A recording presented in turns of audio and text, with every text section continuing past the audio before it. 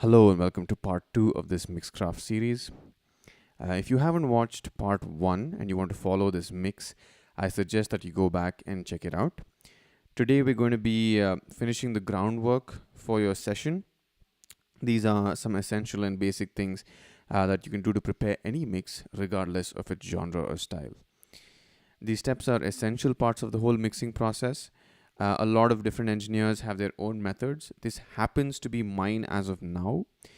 And if you're new to mixing, you probably just load up your session and you start hacking away with EQ and plugins.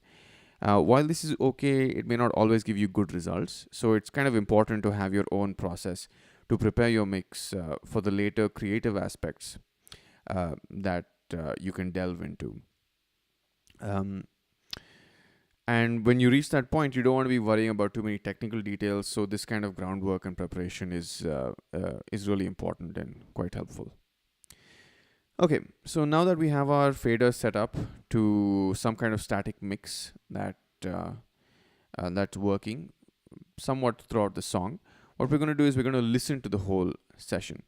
We're going to listen to the whole track and we're going to look for any clipping on the master bus or on individual channels.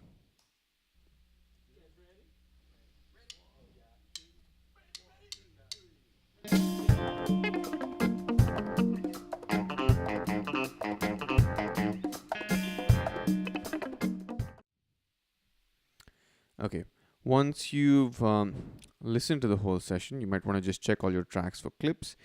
On my session, I have a bit of a clip on the master bus, but I have nothing clipping on individual tracks. So this is good. This makes my life a lot easier. So what I'm going to do now to sort of make up for this clipping is select all my tracks. And you'll notice that the clip is about 1.2 dB. So I'm just going to take the whole thing down by about 2 to 3 dB.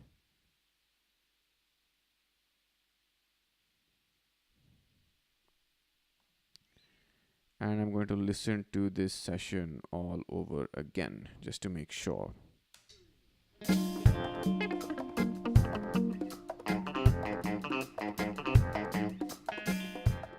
Okay, so once you've made sure that you don't have any clips or anything like that, you can go ahead and readjust your levels a little bit if you want for some fine tuning of the static mix. I might want to just take my left room mic up a little bit more. I might want to move some of the pans around. I'm not too keen with these pan positions. I might bring them in a little bit closer. I am not sure if this polarity reversal is working on the guitar, so I'm just going to leave them unreversed. Things like that. Things that you feel, okay, maybe I can do a little bit more of an adjustment. Don't spend too much time on this process. Be quick and just get to a point where, okay, fine, I'm happy with the whole song. Okay, so the next step is to sort of apply all these volumes to the items themselves so that we can bring all our faders up to unity, bring them up to all of them up to 0 and have this same kind of interplay of levels going on within the tracks. So in Reaper, there's a really cool feature where you can apply a gain knob to your items. How you do this is you go to Options, Preferences, and under Appearance, you have a Media option. And under Media, you just select Item Volume Knob. By default, it's set to top edge of media item. You want to switch that to Item Volume Knob. Hit Apply, and all your items will have this knob. Now you can start adjusting the volume of each item. So like for example, like our kick drum is around minus 6 dB. It's actually minus 5.89. So what we're going to do is we're going to just adjust our volume on the kick drum track to be minus 5.89. You can use Command or Control to get finer control over the entire reduction. So that's 5.89.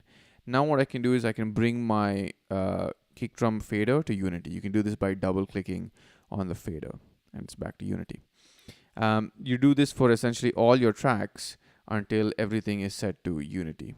So essentially you'll end up with all your faders looking like this at unity. And when you play the track, it should sound like exactly where you left it when you adjusted your faders.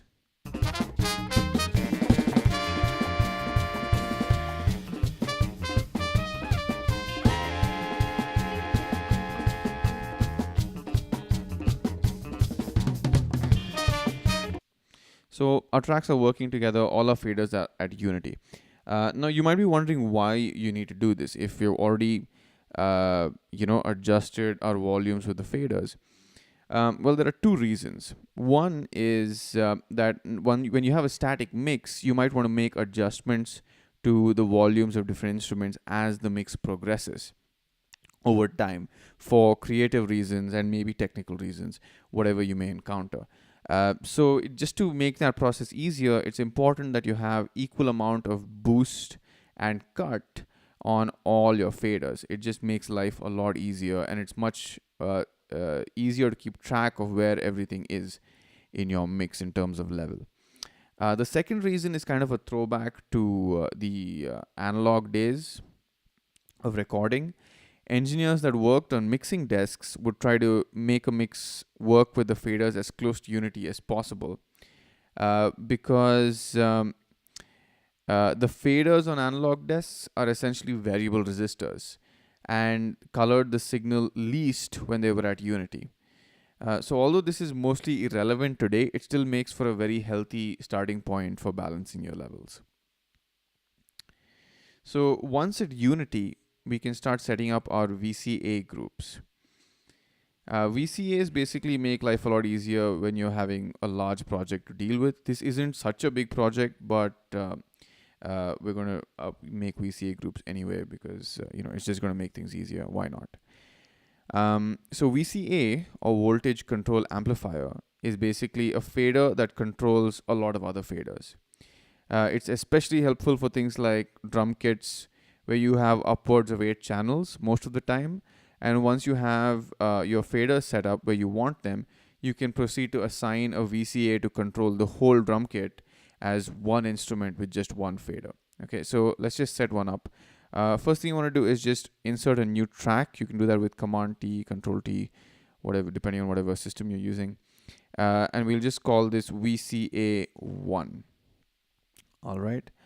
And what we're going to do is we're going to select all our drums, right click, and hit track grouping parameters. All right. And what you want to see here is that your drums are group 1, and you want to select mute slave, solo slave, and VCA slave, and close, right? And you'll see these ribbons that show up next to your mute, solo, and your volume meter. So what this means is you've assigned functions to these buttons, and all of these are part of one group 1.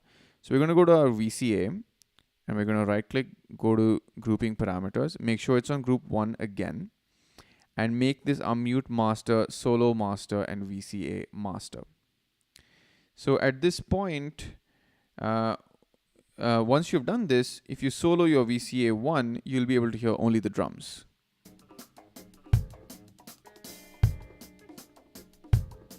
There you go. And adjust the volume of the drums as well.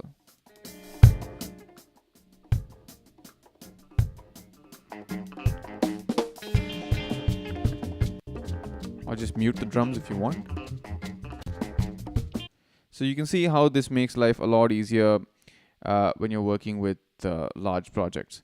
So you want to go ahead and do this to all your groups. We've color-coded our groups, or rather I've color-coded my groups. You can color-code them however you want. I've set up kick to overheads, bass, DI, bass amp. The percussion is one group. The horns are a group. The keys, although it's just one channel, I'm going to assign a VCA to it. The guitars are a group. The rooms are 2 groups, the closed mics and the distant mics. Okay, so once you have your VCAs down, You should have all your faders looking like this. We've got VCA drums, bass, percussion, horns, guitar, and so on. And we have the corresponding colors for each group as well. So let's put this to the test. Basically, if I adjust volumes of any of these, multiple faders should, multiple volumes on these groups should get adjusted, or solo or mute them for that matter. So let's listen to a busy section of this song.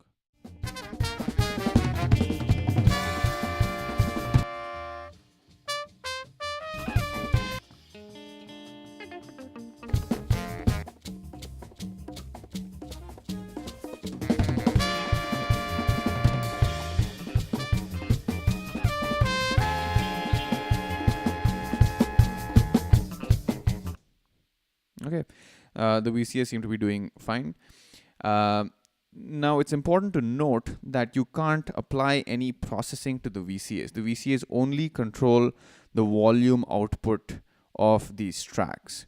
They're not groups, they're not subgroups or anything like that. So they only control volume. So any processing that you do to the VCA group is actually kind of useless. Now, if you've heard of if you know what a group is, or a subgroup, or a bus, or something like that, you might be wondering what the point of a VCA is. We're going to get to that right now because we're going to be setting up groups next. Now, a subgroup or a bus is kind of going to be behaving like a VCA, but instead of just controlling the volume, all our signals are actually going to be routed into our subgroup, and we can do processing to the subgroup, like to a large number of instruments with just one plugin. Okay, so let's insert a new track. I'm going to right click on this track, go to track layout, and on the mixer panel, I'm going to change it to session mixer red fader. I'm going to increase the size of that a little bit. And on the track panel as well, I'm going to change it to, so let's just go to small meter full on the track panel. So you should have something that looks like that. Now the reason I'm changing the appearance of these faders or these tracks is simply because I'll be able to identify what my VCAs are, what my groups are, really easily and quickly without having to worry too much about reading the labels on them. So I'm just going to name this drums. And the next step is going to the routing matrix. Routing matrix is very useful, very handy to do quick routing. If you're not acquainted with the routing matrix, I suggest you do so. So you go to view routing matrix, and this screen shows up. Basically, it's kind of like an XY grid. It's just telling you what's going where. Right now, all our tracks are going to the master bus, the master parent bus, as it's called in Reaper. So what we want to do with this first group is, now that we've created it, we have this track 22 is drums. That's our group. We want the entire drum kit to be going into that group. So what we're going to do is we're going to deselect it from the master, so that now these tracks are not going anywhere, and we're going to just put that under drums. So now what's going to happen is all of these tracks are going to go into the drums, the drum group, and the drum group itself, as you can see here, goes to the master. So let's see if that worked. There you go. Now we can also apply processing to the drum group as a whole.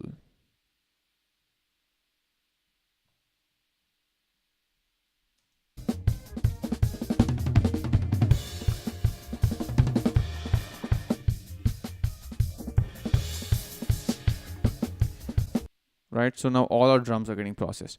So at this point, you might be wondering, why do you need to make a VCA and also a group when the group appears to be behaving like a VCA as well? The reason for this is the VCA is pre-group. So let's say you have a compressor on your group, and it's sort of clamping down on your drums. In fact, let's just do that now.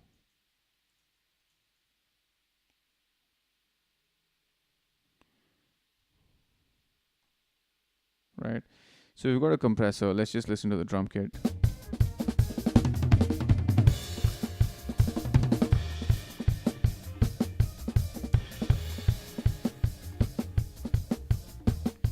Right, so we've got that going on. The VCA is going to adjust the volume that's going into the group. So essentially, if I'm doing any automation throughout the track, I can use the VCA to hit the compressor harder or softer depending on the kind of automation I'm doing. So I can do pre-effects automation. Check it out.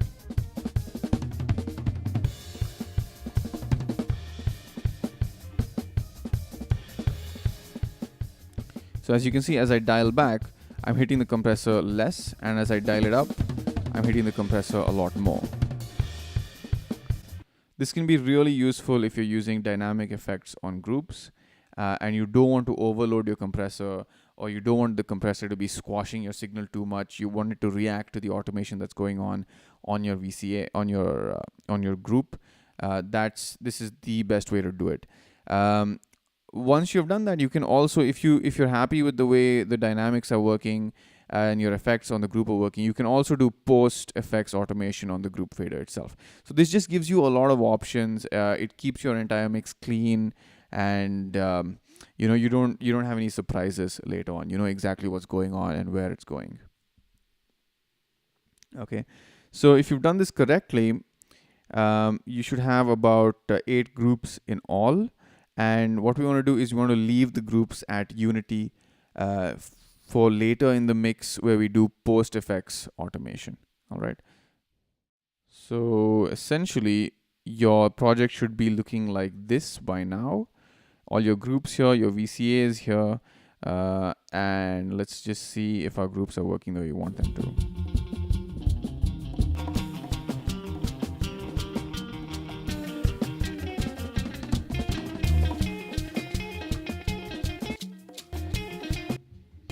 Yes. So the meters alone will tell you what's going on. That's enough.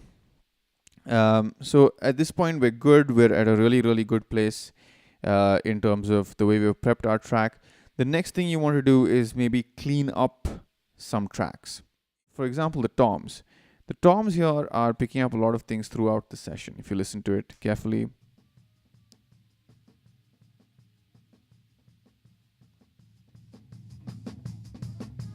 So there's a lot of low end in there. And what you want to do is you want to just cut this up so that you don't have this extra bleed. This is, again, it's an optional step. It's not 100% necessary. Depends on what kind of mix you're going for. I personally want to have a very dry and separated sounding mix. So I'm going to cut this up. But if you want to have a more glued together mix, it may not be necessary for you to even do this. So an easy way to cut up your toms is to just hit the D key, and if you see any toms that have been left out, you can adjust the gate threshold, but it seems okay to me right now, so I'm just going to split, and there we go. Our toms are all cut up. The next thing you want to do, of course, is there might be a few more slices than required. Like, for example, here, that's ending way too soon, and there are a lot of cuts in between. So I'm just going to select everything. I'm going to heal the splits. So now we have a glued together fill, and I'm just going to separate. I'm going to drag that out, drag the starting and the ending out a little bit, and just apply crossfades, or rather apply fades. So now I have this sustain on the last hit back,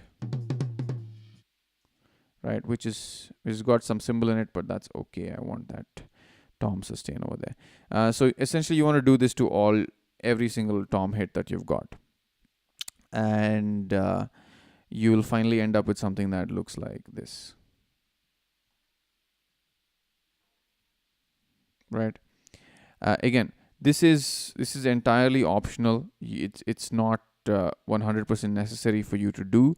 If you like the way the bleed sounds, and it's adding something that you want in your mix, feel free to leave it in. I've also cut up a lot of blank sections from the horns, and also I think, yeah, a lot of blank sections from the guitar where these instruments are not playing but the mics are still picking up a lot of the room. I've just cut out those sections. The keys didn't really have too much bleed in it, so I just didn't bother with it. So that's about all the editing I've done in terms of cleanup. um yeah.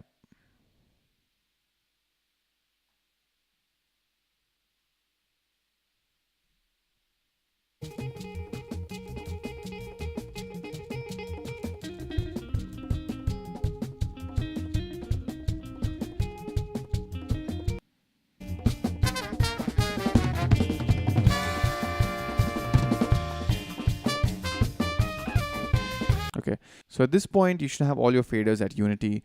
Your mix should be playing pretty nice with itself for a static mix. Your group should be set up, your VCA should be set up, and we're ready to enter the creative aspects of mixing, and start applying EQ and subtractive EQ and things like that, which will be part 3 of this session, where we'll mostly be dealing with EQ. But that's about it as of now. If you guys have any questions, please leave it in your comments. And thanks for watching.